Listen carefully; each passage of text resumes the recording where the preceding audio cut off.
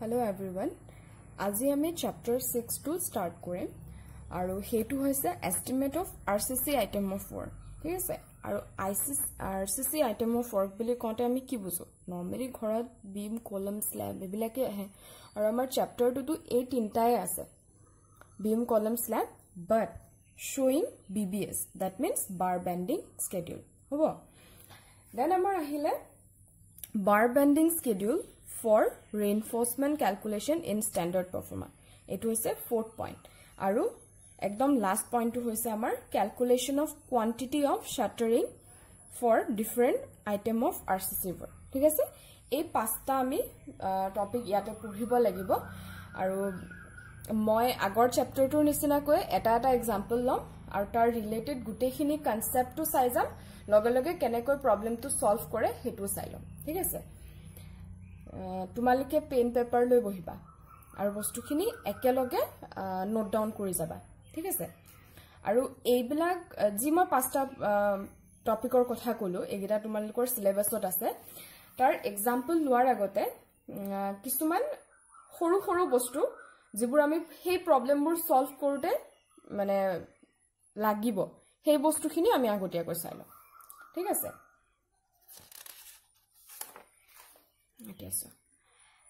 এতিয়া ইয়াতে মই দিলু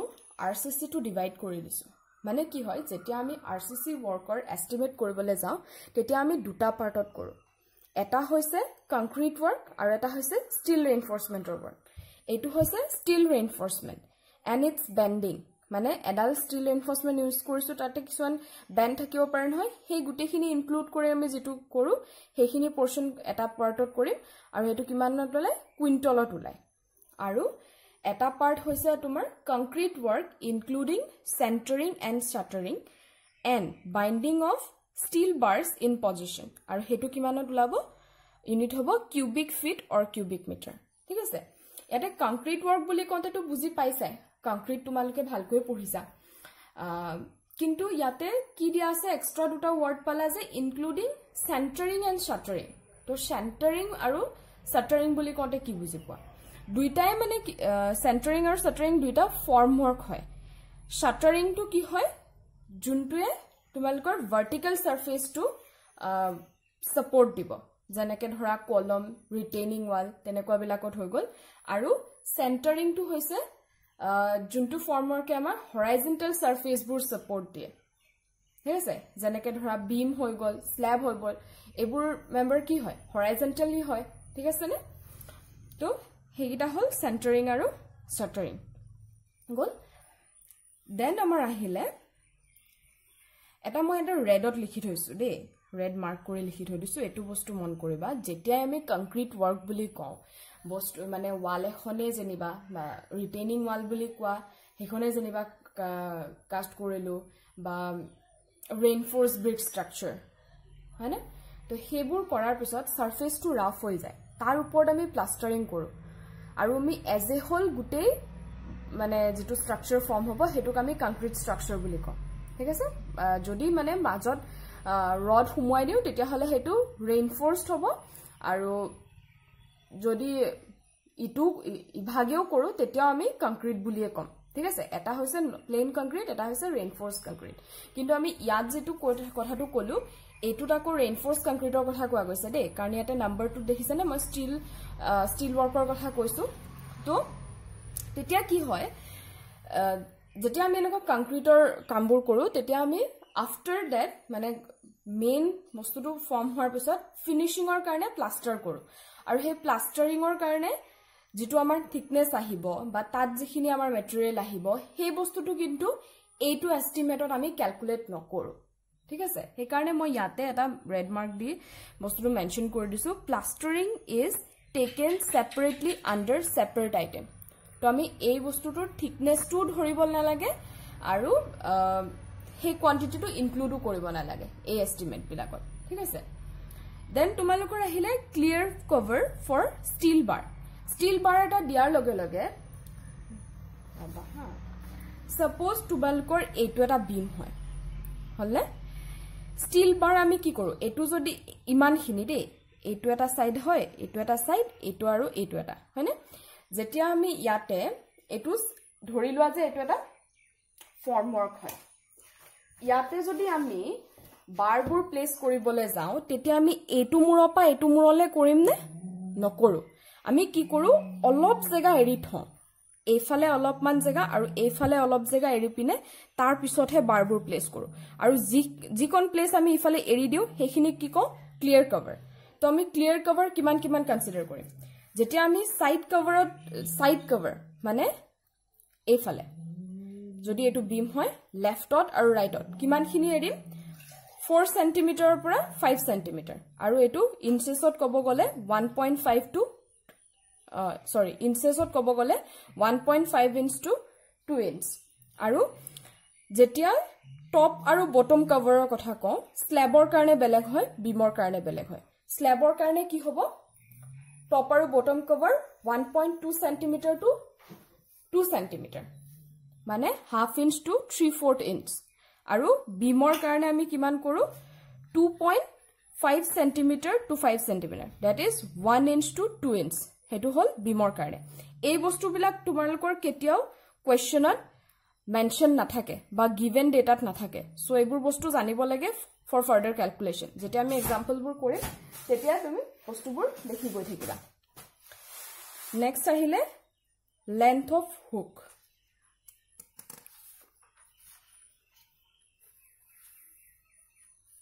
এডছো যেতিয়া ষ্টিল ৰেইনফোৰ্সমেন্ট এডাল প্লেস কৰো যেতিয়া ষ্টিল ৰেইনফোৰ্সমেন্ট বোৰ প্লেস কৰো এনেকৈ লাষ্টত এনেকৈ বেন্ড কৰি দিও নাই তোমালকে সাইড ভিজিট কৰিছা এবোৰ বস্তু দেখিছা তো এতিয়া চোৱা এইটো হৈছে ফাৰ্স্ট ডায়াগ্ৰামটো হৈছে স্ট্যান্ডাৰ্ড হুক এটাৰ তাৰে এই পোৰশনটো হ'ব 4D ইয়াতে D টো কি হয় ডায়া অফ বাৰ হলনে কিন্তু এই গুটেখিনি হুক বুলি কোৱাৰ লগে লগে এটুটো বুজায় কিন্তু যদি আমি এই বস্তুটো এক্সটেন্ড কৰি দিও যেনেকৈ তোমালকে নেক্সট ফিগাৰটো দেখিবা এডাল কমপ্লিট স্ট্ৰেইট বাৰ হয় যাৰ দুইফালে হুক আছে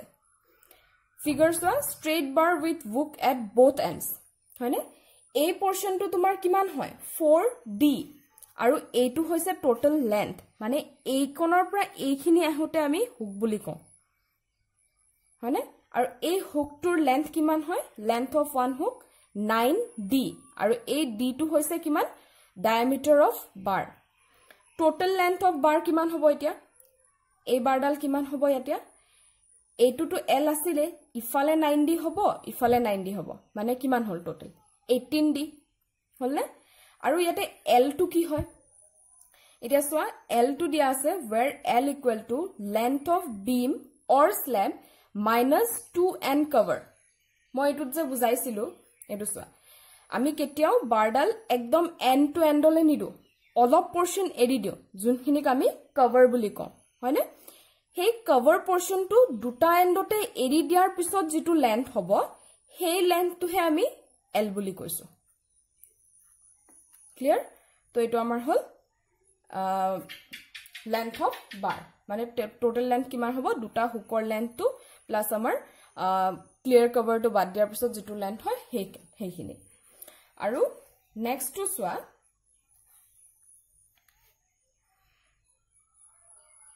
overlap at joints হলনে এতিয়া যেতিয়া বস্তু এটা হেক হ'ব বাৰডাল হেক হ'ব লাষ্টত গৈ পিনে এনেকৈ বেন্টে কৰি দিয়ে কিন্তু যেতিয়া তেনেকুৱা দুডাল বাৰ আহি পিনে overlap হ'ব তেতিয়া কেনেকুৱা হ'ব এই বস্তুটো এনেকুৱা নহয় আকৌ যে এডাল স্ট্ৰেট আমি ইয়াতে হেৰি কৰি দিছো ইয়াতে কেনেকুৱা হয় এই ফলৰ পৰা বাৰ এডাল আহি আছে হেক হৈছে কাৰণে আমি এনেকৈ বেন্ট কৰি দিছো ইফালৰ পৰা এডাল বাৰ আহিছে আৰু হেক হৈছে কাৰণে আমি এনেকৈ বেন্ট কৰি দিছো হলনে আৰু এই বেন্ড কৰি দিয়াৰ লগে লগে এই ওভাৰল্যাপ পোৰশনটো কিমান হ'ব লাগিব হেতু হ'ব লাগিব 40D or 45D হলনে তো এইটো ৰেঞ্জত থাকিব লাগিব 40 পৰা 45D লৈকে আমি ওভাৰল্যাপ কৰিম আৰু মন কৰিবা এই বস্তুখিনি হুক লেন্থটো কিন্তু নহয় হুক লেন্থটো যদি আমাৰ ইয়াৰ পৰা স্টাৰ্ট হয় এটো 9D হয় দেন আমি অকল এইখিনি পোৰশনৰ কথাহে কৈছো ঠিক আছে নে এইটো আমি চালো স্ট্ৰেইট যেটো ষ্টিল ৰেইনফোৰ্সমেন্ট বাৰ হয় তেতিয়া আমি কোনখিনি বস্তুত মন দিব লাগে দেখিলা যেনেকে হুক এটা হুক ফৰ্ম হয় আৰু হুকটো আমি কেতিয়া কৰো এন্ডত কৰো আৰু সেই হুকটোৰ লেন্থ কিমান হয় হেতু ঠিক আছে এটো ফাৰ্স্ট পইণ্টটো আছিল ষ্ট্ৰেট বাৰৰ কাৰণে দেন নেক্সট পইণ্ট চোৱা নেক্সট আছে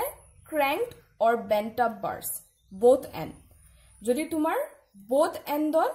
মানে এনেকৈ bent এটা দি দিও এই বস্তুটোক bent বুলি কৈছে এটো hooked এটো bent হলনে এতিয়া যদি বাৰ এডাল যদি bend কৰি দিও কেনেকৈ দিম এনেকৈ দিলু এটো bend কৰিলু দেন এটো ওপৰলে আহিলে অহাৰ পিছত কিন্তু এইখিনিত যেহেতু বাৰডাল হেক হৈ গৈছে তেতিয়া আমি এনেকৈ আকৌ বেকা কৰি দিম মানে আমি এটা হুক ফৰ্ম কৰি দিম তো ইয়াতে এই যেটো বেন্ড হৈছে বেন্ডটো কিমান ডিগ্ৰীত হৈছে 45 ডিগ্ৰী হয়নে ইয়াতে তো 45 ডিগ্ৰীত বেন্ড হৈছে ইয়াৰ পৰা ইয়ালৈকে এটো হৈছে লেন্থটো সাপোজ আমি এটো মানে ইমান কোন যদি এটা বিম আছে ঠিক আছে নে ইমান কোন যদি এটা বিম আছে আমি তাত যদি এনেকৈ এটা বেন্ট আপ বাৰ এডাল ইউজ কৰো তেতিয়া আমাৰ কেনেকুৱা হ'ব এইখিনিত থাকিব মানে এটো কিমান হল সাপোজ এডাল যদি এটো যদি মানে বিমৰ লেন্থ বুলি ধৰা এইফালে এখিনি ক্লিয়াৰ কৰিব পাৰিলো এইফালে এখিনি ক্লিয়াৰ কৰিব পাৰিলো তাৰ পিছত এই মাজৰ যেটো লেন্থ হ'ব হেতু হৈছে এল আৰু এই কোণ কিমান হ'ব এনেকৈ যে বেন্ড কৰি দিয়াৰ পিছত যে এই কোণ হেখিনি l/4 to l/5 মানে যেটো টোটাল লেন্থ আছে তাৰ 1/4 to 1/5 হয় ক্লিয়াৰ এতিয়া আমি চাব লাগে suppose আমি আলটিমেটলি যেটো স্টিলৰ বা আৰসিসিৰ ক্যালকুলেশনৰ কাৰণে গৈ আছো তেতিয়া হলে আমি চাব লাগিব গুটেই বাৰডালৰ লেন্থটো কিমান হয় স্ট্ৰেট ডালত চালু কি হয় অকল স্ট্ৰেট পোৰশনটো আছে দুটা হুক প্লাস কৰি দিলে হল কিন্তু ইয়াতে কি হ'ব ইয়াতে চোৱাচোন এটো পইণ্টৰ পৰা এটো পইণ্টলে টোটাল লেন্থ l হয় মানে এইখিনিক তুমি ইয়ালে লৈ আহা এই পোৰশনটোক ইয়ালে লৈ আহা আৰু এই পোৰশনটোক ইয়ালে লৈ আহা আলটিমেটলি কি হল এডাল কমপ্লিট লাইন এডাল ফৰ্ম হৈ গললে যাৰ লেন্থ হ'ব l তো এক্সট্ৰা কোনখিনি হ'ব মানে এডিশনাল লেন্থ কি হ'ব এটো হ'বনে যদি এইডাল মানে এই বাৰডালক যদি আমি স্ট্ৰেট বুলি ধৰো যেটো আমি আগৰ মানে কেস 1 ত যেটো পঢ়ি আহিলো হেতুত আছিল কি স্ট্ৰেট হয় আৰু দুটা হুক থাকে হয়নে ইয়াটো আমি এনেকৈ ক পাৰো এই পোৰশন কিটা তললে লৈ আহিলো আৰু হুকটো লৈ আহিলো তেতিয়া হলে আমাৰ স্ট্ৰেট এডাল লেন্থ হৈ গল তো এডিশনাল লেন্থ হ'ব আমাৰ এই ইনক্লাইন পোৰশনটো ঠিক আছে এতিয়া আমি চাব লাগে সেই এডিশনাল লেন্থটো কিমান হয় এতিয়া চোৱা আমি এটো চাম for 45 degree cranked or bent up bars additional length of one bent up is কি কৈছে difference in length of hypotenuse and base এই বস্তুটো এটো দেখিছানে 45 ডিগ্ৰী হোৱাৰ লগে লগে কি হ'ব এটো দি হ'ব আৰু এডিশনাল লেন্থটো আমাৰ কি কৈছে এই হাইপোটেনিউসটো আৰু বেসৰ যেটো ডিফাৰেন্স হ'ব মানে এই বস্তুটোকে যেতিয়া ইয়াত পেলাই দিম হয়নে এটা চাবা হা এই পোৰশনটো যেটো হাইপোটেনিউস আছে হাইপোটেনিউসটোক যেতিয়া এনেকৈ পেলাই দিম এনেকৈ যেতিয়া পেলাই দিম তেতিয়া এই কোণ বেছি হৈছে নাই কাৰণ এটো তোমালকে জানা যেতিয়া দুটা এন্ড হেৰি হ'ব মানে দুটা সৰি যেটা 45 ডিগ্ৰী হ'ব তাৰ এই দুডাল সাইড সেম হ'ব কিন্তু হাইপোটেনিউসটো অলমান বেছি হয় আৰু সেই এডিশনাল লেন্থটো আমি কেনেকৈ পাম এই বস্তুটো জানিবা ইয়াতে পেলাই দিলো তো আমাৰ কোনখিনি বেছি হল এই কোণ বেছি হলনে আমি এই এমাউন্টটো উলিয়াবলৈ গৈ আছো মানে এই বস্তুখিনি এডাল হল এই বস্তুটো পেলাই দিলো তাৰ পিছত যিকোন ৰৈ গৈছে সেইখিনি তো সেইখিনি হলে কি হ'ব এটো হল হাইপোটেনিউসৰ লেন্থ হয় আৰু এই কোণ হল বেসৰ লেন্থ তো এই দুটাৰ যেটো ডিফাৰেন্স হয় হেতু নহবনে তোমালোকে ডাইৰেক্টলি ভ্যালুটো মনত ৰাখিব পাৰা নহলে এটো সিম্পল ট্ৰিগোনোমেট্ৰি হয় তোমালোকে এটো চাই লোৱা যে এটো যদি d হয় এটো যদি 45 ডিগ্ৰী হয় এটো হাইপোটেনিউসৰ লেন্থটো হ'ব d by sin 45 আৰু মাইনাস d কাৰণ বেসৰ লেন্থটো হয় d আৰু ইয়াত আমি ভ্যালু পুট কৰি পালো 0.42 d আৰু এপ্ৰক্সিমেটলি আমি 0.45 d ধৰিব পাৰো এটো যদি ফৰ ওয়ান বেন্টৰ কাৰণে হয় মানে এফালে বেন্ট কৰাৰ কাৰণে যদি আমি এডিশনাল লেন্থ এটো হয় for two bent up to bent আপৰ কিমান হ'ব ইয়াৰ 2 টাইমছ that is 0.9 d আৰু ইয়াতে এই d টো কি হয় d টো সোৱা the vertical distance between center of upper and lower arm of the bent up bars এডাল যে বাৰ আছে এটো সোৱা এডাল যে বাৰ আছে আৰু এই বাৰডালৰ ইয়াৰ সেন্টাৰ লাইন হ'ব এটো আৰু ইয়াৰ সেন্টাৰ লাইন হ'ব এটো তাৰ মাজৰ যেটো ডিসটেন্স আছে হেতুৱে হ'ব আৰু হেতু আমি কেনেকৈ পাব পাৰো total depth of beam or slab minus top and bottom cover top আৰু bottom cover to যদি total depth or পৰা যদি minus কৰি দিও তেতিয়া আমি small d value to পাই যাম এটো আসলে আমাৰ 45 degree crank top or bent top bar কাৰণে either 45 ত কৰে নহয় 30 ত কৰে আৰু যেতিয়া আমি 30 কৰিম 30 ত bend কৰিলে আমাৰ same thing হ'ব যেনেকৈ আমি আগতে হেইটো কিমান পাইছিলো আগতে যদি 45 ডিগ্ৰী আছিল এটা আমাৰ কিমান আছে 30 আছে তো এটো আমাৰ কিমান হ'ব 60 হৈ যাব তো আমি এটো আৰু এটো উলিয়াব লাগে হয়নে তো ইয়াতে ইনক্লাইন লেন্থ টু কিমান হ'ব d by sin 30 which is twice of d আৰু horizontal distance that means base আৰু base টু কিমান হ'ব ইয়াত base হ'ব d by tan 30 তো এটো আহিলে তো additional length টু আমি কিমান পাম এটো এনেকৈ পেলাই চালো এই কোন যে বেছি হৈছে হেতু আমাৰ এডিশনাল লেন্থ টু কিমান হ'ব hypotenuse minus base twice d minus 1.73d আৰু এটুকে আমি ৰাউন্ড আপ কৰি 0.3d পালো ঠিক আছে এটু যদি সিঙ্গল বেন্টৰ কাৰণে হয় মই আকো এটা ফিগাৰ ড্ৰ কৰা নাই সেম থিং ইয়াতে যদি আৰু অলপ ইনক্লাইন কৰি দিও that means এটু 45 ত আছে তাত যদি 30 কৰি দিও ঠিক আছে মানে ড্ৰয়িং টু সেম হ'ব খালি angle of inclination to অলমান কম হৈ যাব খালি দে কাৰণে মই সেপাৰেট কৰি ডায়াগ্ৰাম বনোৱা নাই খালি ক্যালকুলেশন টু দেখুৱাই দিছো তো ইয়াত আমি যদি সিঙ্গল বেন্টৰ কাৰণে 0.3d পাও both ends কাৰণে কিমান পাও twice of that will be 0.6d হলনে এতিয়া আমি প্ৰথম পালো straight then পালো bent up bars both ends আৰু এটা টাইপৰ আমি বাৰ দিও হেতু হৈছে bent up bars but at single end হলনে এনেকুৱা কৰি দিও এটা সয় এডাল বস্তু স্ট্ৰেট হৈ আছিল এই দুটা হুক কেনেকৈ আহিলে কাৰণ বস্তুটো হেক হৈছে হেক হওঁতে আমি হুক দিও আৰু ইফালে এফালে বেন্ড কৰি দিছো সিমিলাৰলি এটো যেনেকৈ লেফট হ্যান্ড সাইডত কৰিছো এটো তেনেকৈ ৰাইট হ্যান্ড সাইডত দিও হলনে আৰু এইবোৰ বস্তু কি হয় অল্টাৰনেটলি দিয়া হয় যদি আমি প্ৰথম বেন্ডটো যদি লেফট হ্যান্ড সাইডত দিছো নেক্সট যেটো দিম হেতুত আমি ৰাইট সাইডত দিম তেনেকুৱা কৈ দিম দে তো ইয়াটো আমি কি কৰিম calculation to similar to that previous problem যেটো আমাৰ 45 degree inclination ত আছিল হেতুৰ নিচিনাই হ'ব additional length of bend one bend আমাৰ কিমান আছে d by sin 45 minus d এটো আমি কিমান বেছিলো 0.42d যদি আমি পেয়াৰত যদি কনসিডাৰ কৰো যেনেকৈ এই দুটা যদি এটা পেয়াৰ হিচাপে কনসিডাৰ কৰো তেতিয়া হলে যদি বেন্ডটো উলিয়াবলৈ যাও কি হ'ব হে আগৰটোৰ নিচিনাই হ'ব ইয়াৰ 2 times that is 84 হয়নে কিমান আছিল 84 হ'ব আৰু যদি ৰাউন্ড আপ কৰো এটুক যদি ৰাউন্ড আপ কৰি 2 টাইমছ কৰো তেন হলে 0.9 হ'ব আৰু দুইটাৰ ক্ষেত্ৰতে আমাৰ d টু সেম হয় vertical distance center to center আৰু যেটো পাম total depth or পৰা top আৰু bottom cover to minus কৰি যেটো পাম হলনে এনেকুৱা টাইপ অফ আমি বাৰবোৰ ইউজ কৰো আৰু নেক্সট তোমালোকৰ হৈছে যেটো টোটালি নতুন হয় হেতু হৈছে schedule of bar হয়নে কিন্তু schedule of bar এর ডেফিনিশন টু চাইলোৱা the schedule of bar is a list of reinforcement bar in a tabular form which is usually prepared for each type of RCC work হলনে আৰু এই table খনত কি কি বস্তু থাকিব first of all particulars of bars মানে হে বাৰটো আমি কোনটো বাৰ কোড ইউজ কৰিছো কিমান দা ইউজ কৰিছো এই গুটেখিনি ইনফৰমেশন ইয়াত থাকিব নেক্সট থাকিব shape of bending with sketches bend to কেনেকুৱা হয় যদি আমি স্ট্ৰেট কৰিছো স্ট্ৰেট বাৰৰ টু ড্ৰ কৰিব লাগিব যদি আমি বেন্ট আপ বাৰ ইউজ কৰিছো বেন্ট আপ বাৰ টু দেখুৱাব লাগিব যদি আমি ওভাৰল্যাপ কৰিছো ওভাৰল্যাপ দেখুৱাব লাগিব তো এই জিমানবোৰ ডিফাৰেন্ট টাইপস অফ বাৰ আৰু কেনেকুৱা টাইপৰ ইউজ কৰিছো সেই বস্তুবোৰ আমি ডায়াগ্ৰামটো আঁকি দিব লাগিব নেক্সট থাকিব length of each bar suppose এটো আমাৰ যদি বিমৰ এটা সেকশন হয় ইয়াত যদি সাইডাল আছে যেনিবা ঠিক আছে আমি এটা কি কৰিম এটো স্ট্ৰাম এইগিডাল যদি মেইন বাৰ হয় এই মেইন বাৰ কিডাল যদি আমাক দিয়া আছে বলে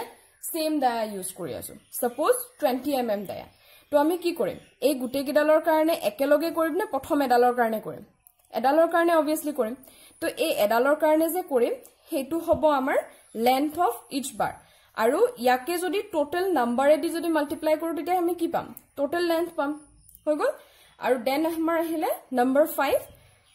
টোটাল weight হলনে এতিয়া চোৱা weight টোৰ কাৰণে মই এটা বস্তু ইনক্লুড কৰিব পাহৰিলো যেতিয়া তোমালকে টোটাল weight ক্যালকুলেট কৰিব যাবা weight ক্যালকুলেট কৰাৰ আগতে আমি কি পালো অলৰেডি আমি পালো টোটাল লেন্থৰ পৰা যদি আমি weight ক্যালকুলেট কৰিব লাগে তেতিয়া হলে আমি পাৰ মিটাৰ কিমান weight আছে হেতু জানিব লাগিব তো হেতুৰ কাৰণে আমি ফৰ্মুলাটো ইউজ কৰো d square by 162 হলনে আৰু ইয়াতে এই d টো হৈছে ডায়া অফ বাৰ হলনে এতিয়া ধৰা এতিয়া ইউনিট ওয়েটত যেতিয়া উলাবলে যাম তেতিয়া আমি কেনেকৈ কৰিম সাপোজ আমাক দিছে 10 mm ডায়া এটা আমি বাৰ ইউজ কৰিছো হলনে ইয়াক আমি কৰিম 100 স্কয়াৰ সৰি মই 100 কৈ আছো যদি আমাক দিয়ে 10 mm বাৰ ইউজ কৰিবৰ কাৰণে তো আমি যেতিয়া আমি weight to calculate কৰিম per meterত তেতিয়া আমি কি কৰিম d square that is 10 meter square by 162 আৰু এটো কিমান পাম ক্যালকুলেট কৰিলো এটো পাম আমি 0.62 kg per meter ঠিক আছে এটা বস্তু মন কৰিবা ইয়াতে এই যেটো d হয় হেতু ডাইৰেক্ট আমি mm ত পুট কৰো নরমালি আমি 12 ডায়াটো এনেকৈ mm তে লিখা হয় তো আমি ফর্মুলাটো পুট কৰি dia of bar in millimetre এটো মই লিখি দিও জানিবা পিছত যাতে তোমালোকৰ কনফিউজন নহয় সিমিলাৰলি যদি আমি 6 mm বাৰৰ কাৰণে উলিয়াবলে যাও কি হ'ব 6 স্কয়াৰ বাই 162 হলে আৰু হেতু হ'ব তোমাৰ 0.22 kg per meter আৰু কিহৰ কাৰণে উলিয়াই দিও 22 কাৰণে দিও 22 কাৰণে হয় 2.98 kg per meter